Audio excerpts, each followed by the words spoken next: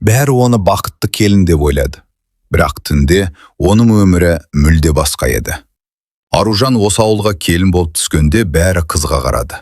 Сұлу, тәрбиелі, сабырлы қызды көрген жұрт неткен бағы жанған келін деп тамсанатын. Енесі сырт көзге оны жылы қарсы алғандай болды. Күйеуі Самат та алғашқы күндері жақсы сөйлеп, қамқор болып көрінді. Аружан бұл үйге үлкен үмітпен келген еді. Ол жақсы жар, жақсы келін болуды армандады. Таңертең ерте тұрып, үйдің бар жұмысын істеп, ешкімнің көңілін қалдырмауға тырысты. Оның мінезі жұмсақ, жүрегі таза болатын. Күндіз бәрі әдемі көрінетін. Қонақ келсе, енесі оны мақтап сөйлейтін. Бірақ кеш түскен соң, сол үйдің іші өзгеретін. Күйеуі үндемейді. Енесі салқын қарайды. Аружан алғашында түсінбеді. Бірақ бұл бастамасы еді. Алғашқы аптада ол бәріне шыдады, бірақ жүрегі бір нәрсені сезіп тұрды. Күн өткен сайын Аружан бұл үйдің екі түрлі екенін байқай бастады. Күндіз жылы сөз, кешке суық үнсіздік. Самат кешкісін үйге келіп, көп сөйлеспейтін болды. Кейде тіпті көзіне де қарамайтын. Аружан өз-өзін жұбатты. Мүмкін шаршаған шығар деп ойлады. Бірақ бұл жағдай күн сайын қайталана берді. Бірде ол шай құйып отырғанда Самат телефонына қарап, күліп жіберді. Бірақ сол сәтте Аружанға бір ауыз жылы сөз айтпады. Енесі де кешке мінезін өзгертетін. Ұсақ түйекке тиісіп, сынай бастайтын. Бір күні, келін, артық сұрақ қойма, не айтылса соны істе, деді. Бұл сөз Аружанға ауыр тиді. Ол ешкімге қарсы шықпады. Бірақ ішіндегі тыныштық жоғала бастады. Сол түні ол бір нәрсені естіді. Сол түні естіген сөз оның өмірін өзгертті. Аружан су ішуге шыққанда, ас үй жақтан Саматтың дауысын естіді. Ол телефонмен сөйлесіп тұр екен. Дауысы баяу, бірақ анық еді. Бұл уақытша ғана, бәрі өз орнына келеді, деді ол. Аружан қатып қалды. Ол кіммен сөйлесіп тұр? Неге уақытша дейді? Қыз жүрегінің дүрсілін тоқтата алмай, үнсіз тыңдап тұрды. Бірақ әңгіменің жалғасын ести алмады. Есіктен енесі кіріп келіп, оны көріп қалды. Не тыңдап тұрсың? Деді қатты дауыспен. Аружан шошып кетті. Жоқ, мен жай ғана су ішуге шықтым. Енесі оған ұзақ қарап тұрды да, бұл үйде артық нәрсеге құлақ түрме, деді. Сол түні Аружан ұйықтай алмады. Өйткені жүрегі шындықты сезіп қойды. Ол шындықты білгісі келді, бірақ еститініне дайын емес еді. Келесі күні Аружан өзін сабырға шақырып жүрді. Бәлкім мен артық ойлап жүрген шығармын деп сенгісі келді.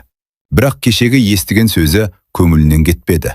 Самат оған бұрынғыдай емес, бөтен адамдай көріне бастады. Кешке дастархан басында бәрі үнсіз отырды. Аружан күйеуінің жүзіне қарап, бір жылы сөз күтті. Бірақ Самат көзін телефоннан алмады. Енесі болса әдейі естіртіп. Қазіргі келіндер көп нәрсені тез білгісі келеді.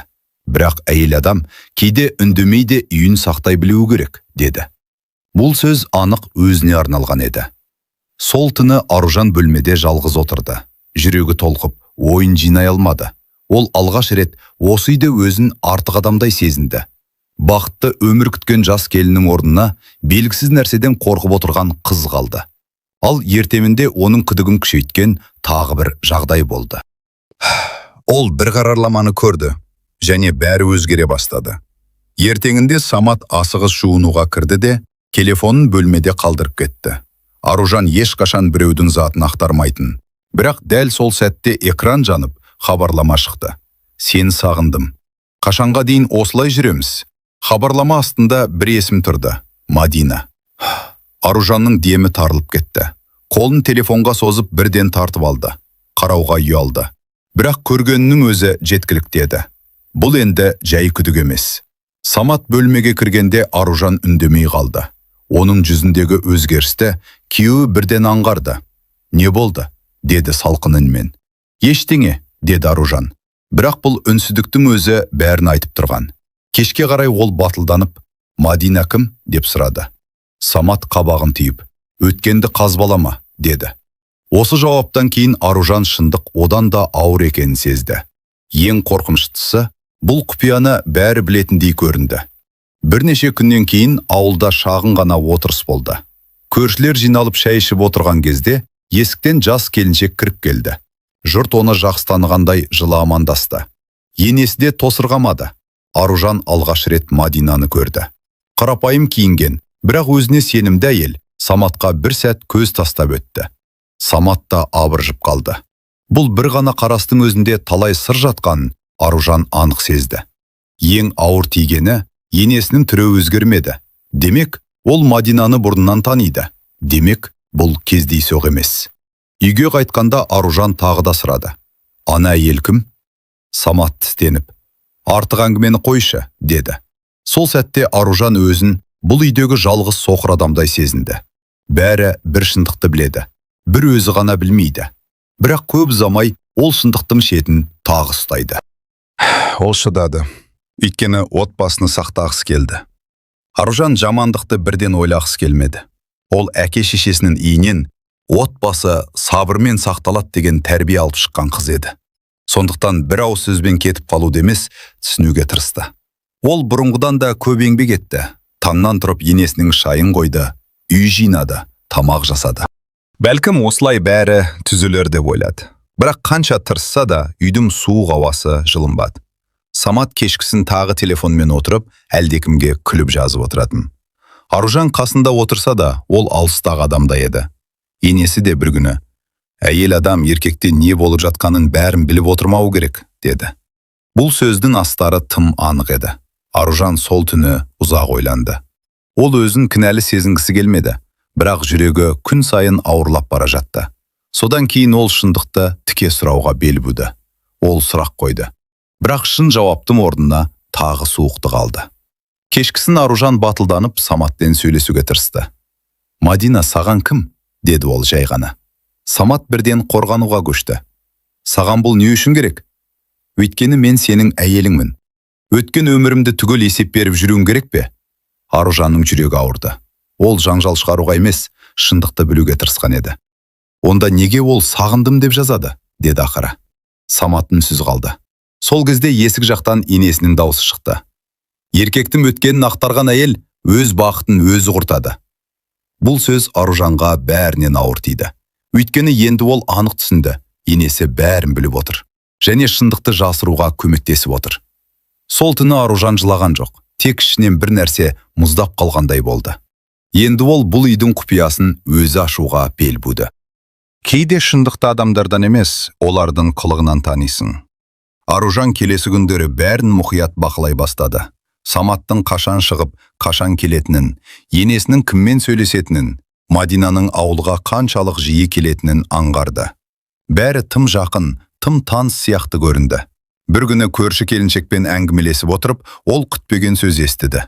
Самат бұрын Мадинамен қатты жүретін еді ғой, деді әлгі әйел абайсызда. Сосын бірден сөзін өзгертіп, қойшы, өткен нәрсе ғой, деп қысқа қайырды. Бірақ сол бір сөйлем Аружанға жеткілікті болды. Демек, бұл кездейсоқ таныстық емес, бұл ұзақ уақыттан келе жатқан байланыс. Үйге қайтып келе жатып, Аружан бір ғана нәрсені ойлады. Егер Самат оны сүйсе, неге өткенін жаппай, ашық айтпады? Неге бәрі жасырын? Жауап көп күттірмеді, бірақ ол жауап бәрінен де ауыр еді. Ол өзім бұл үйге не үшін әкелгенін түсіне бастады. Келесі аптада Аружан үйдің ескі сандығын ақтарып отырып, жер мен үйге қатысты қағаздарды көріп қалды. Құжаттардың мағынасын толық түсінбесе де, бір нәрсе анық болды. Бұл үй мен жер мәселесі бұл отбасында өте маңызды. Сол күні кешке енесі әлдекіммен сөйлесіп отырып, әуелі осы үйдің жағдайын реттеп алайық, деген сөз айтты. Аружанның көңілі шымете түсті. Біртіндеп бәрі орнына келе бастады. Самат Мадинаны сүйеді. Бірақ неге онымен емес, өзімен үйленді? Мүмкін бұл махаббат емес, есеп шығар. Енесі бір күні ашумен, біз саған жамандық жасаған жоқпыз. Осы шаңыраққа келін болдым, соған шүкір де, деді. Осы сөйлемнің ішінде мейірім емес, талап тұрды.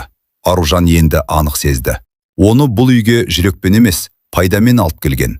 Сол түні ол Саматтан ең ауыр сұрақты қойды. Ол бір ауыз жауаппен бүкіл үмітінен айырылды. Кешке Аружан Саматпен оңаша қалды. Бұл жолы оның даусы дірілдеген жоқ. Мені не үшін алдың? Деді тіке қарап. Самат ұзақ үнсіз тұрды. Сосын керең күрсініп, уақыт керек болды, деді. Аружан алғашында түсінбей қалды. Қандай уақыт? Үйдегі жағдай күрделі болды. Анамды асықтырды. Ал Мадина ше? Самат көзін тайдырып әкетті. Ол күтті. Осы ексіз Аружанның ішіндегі соңғы үмітті де өшірді. Демек, ол шын махаббаттен емес, біреудің жағдайын уақытша жабу үшін алынған. Ол бұл үйге келін емес, бір мәселенің шешімі ретінде кірген. Аружан жүрегінің қалай сыздап кеткенін сезді. Бірақ бұл жолы ол айқайлап жыламады. Өйткені шындық тым анық еді. Ал ертеңінде енесінің аузынан бәрі одан сайын ашық шықты. Енесінің бір ауыз сөзі Аружанның бәрін түсінуіне жеткілікті болды. Ертеңінде Аружан енесімен ашық сөйлесті.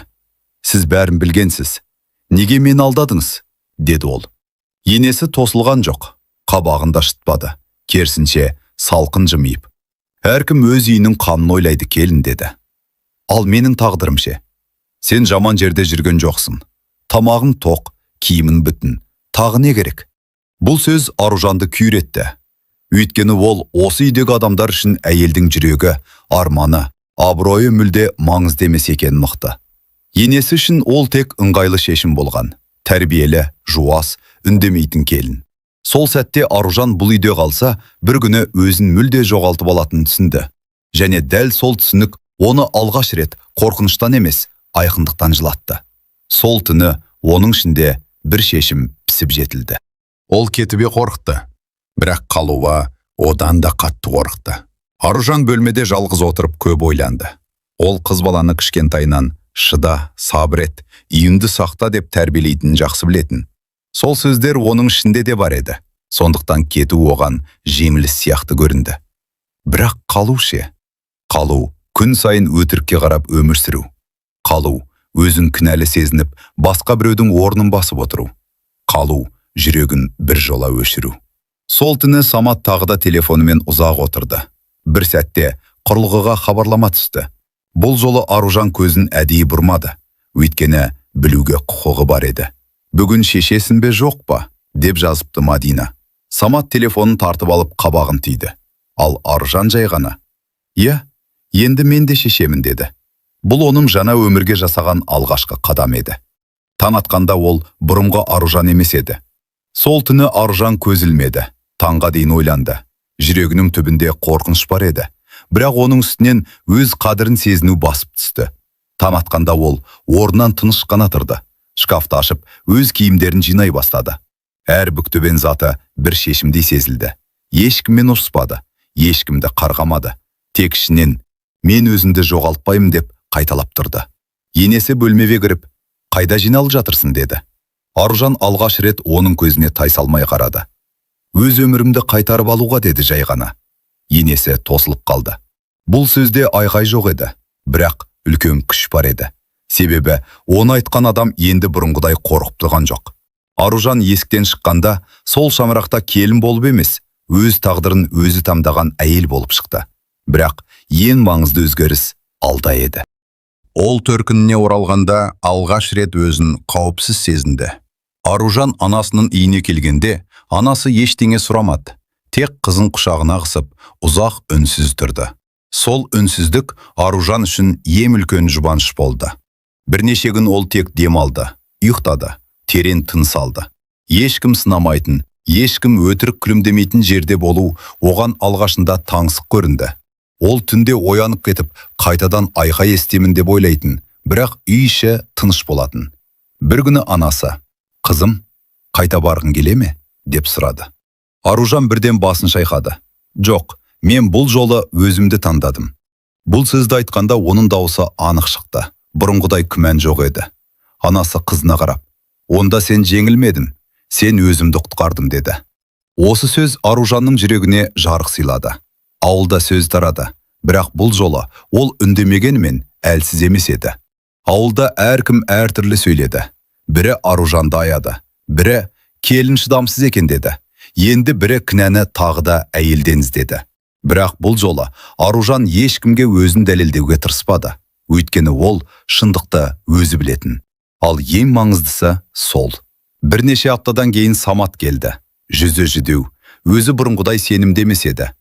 «Қайтшы?» деді жай ғана. Аружан оған тыныш қарады. «Неге?» деп сұрады. Самат жауап бере алмады. Өйткені бұл сөздің артында махаббат емес, босап қалған үйдің үнсіздігі ғана тұрғанын өзі де сезіп тұрды. Мен саған жамандық ойлаған жоқпын, деді ақыры. Бірақ жақсылықта жасаған жоқсың, деді Аружан. Самат үндемеді. Осы үнсіздікпен бірге Аружан ішінен бір жола босап шықты. Кейде адам кешірмесе де ішінен босап шығады. Самат кеткеннен кейін Аружан ұзақ уақыт терезе алдында отырды. Бұрын ол өзін кінәлі сезінетін. Мүмкін мен жетпеген шығармын, мүмкін мен асыққым деп ойлайтын. Бірақ енді ол шындықты анық көрді. Кінә оның сұлулығында да, мінезінде де, келін ретінде тырысқанда да емес еді. Кінә біреудің әлсіздігінен, біреудің есепшілдігінен туған.